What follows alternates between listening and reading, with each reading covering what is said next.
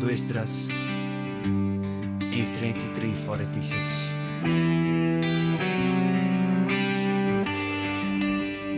At sinabi niya sa akin, tumindig kang mabagsik at aking papayuhan ka.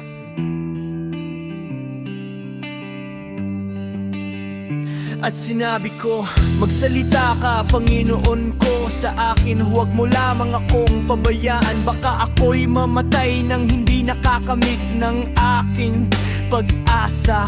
Sapagkat nakita ko ang aking hindi alam at naririnig ko ang aking hindi nauunawaan. O kaya'y nadaya ba ang aking pangunawa o nananaginip ba ang aking kaluluwa? Kaya ngayon, ipinagmamakahawa ko sa iyo na ipakita mo sa iyong lingkod ang kahulugan ng pangitaing ito. Siya'y sumagot sa akin at nagsabi, pakinggan mo ako at bibigyan kita ng kaalaman. At sasabihin ko sa iyo kung bakit ka natatakot, sapagkat ang kataas-taasan ay maghahayag sa iyo ng maraming lihim. Nakita niya na matuwid ang iyong daan, dahil sa ikaw ay patuloy na nagdadalamhati para sa iyong bayan at nagtitiis ng matinding pagluluksa para sa Syon. Ito nga ang kahulugan ng pangitaing iyong nakita kamakailan. Nakakita ka ng isang babaeng nagluluksa at ikaw ay nagsimulang magbigay ginhawa sa kanya. Ngunit ngayon ay hindi mo na nakikita ang anyo ng babae, kundi nagpakita sa iyo ang isang lungsod na itinayo. At tungkol sa kanyang pagsasabi sa iyo, tungkol sa pagkamatay ng kanyang anak, ito ang paliwanag ang babaeng ito na iyong nakita yang Zion. At tungkol sa kanyang pagsasabi sa iyo, siya nga ang iyong nakita. Di lang isang lungsod na itinayo, sapagkat sinasabi ko, sinabi niya sa iyo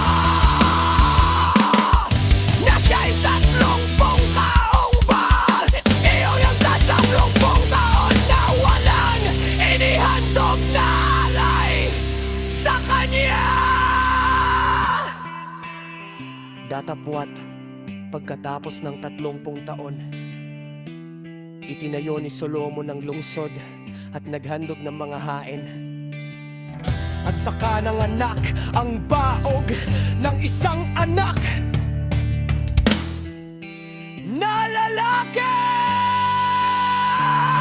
At tungkol sa kanyang pagsasabi sa iyo, tungkol sa pagkamatay ng kanyang anak, ito ang paliwanag ng babaeng ito na iyong nakita yang Zion.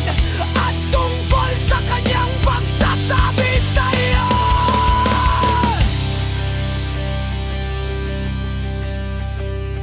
siya nga ang iyong nakita bilang isang lungsod na itinayo. Sapagkat sinasabi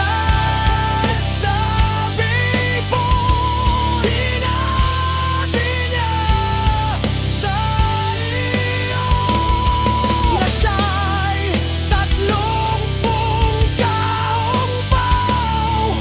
Iyon ang 30 taon na walang inihandog na alay sa kanya.